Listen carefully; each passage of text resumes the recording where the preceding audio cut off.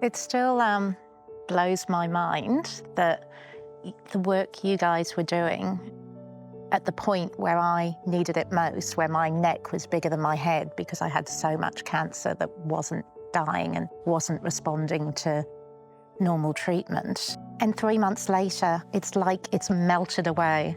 And 7 months later, I've got no disease. And it's these little tablets that I just take every day and no side effects.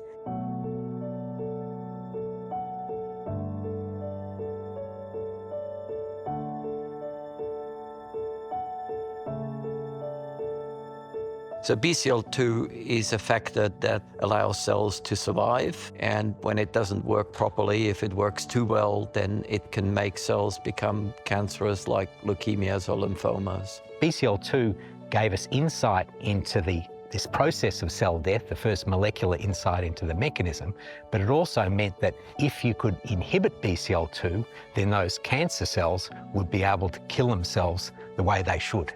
The amazing thing from a patient's perspective about the work that you did was when I was first diagnosed with something that I was told would kill me, there was only chemotherapy. And when I tell my children, I explain to my children that chemotherapy is like carpet bombing. It's like killing like shotgun. everything. But what you guys did was come up with something that was aimed at just destroying something that was feeding my cancer. Now when you see where that research has come and that it's helping, well, it'll be hundreds of thousands of patients like me around the world.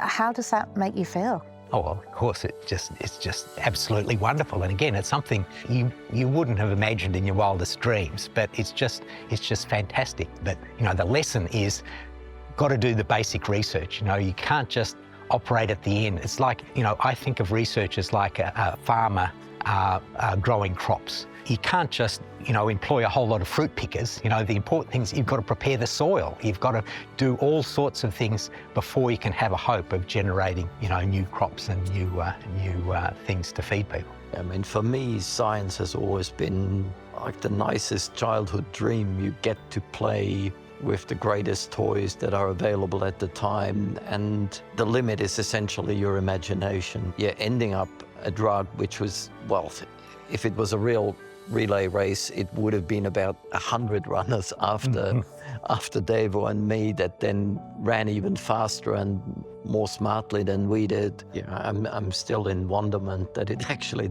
went that far.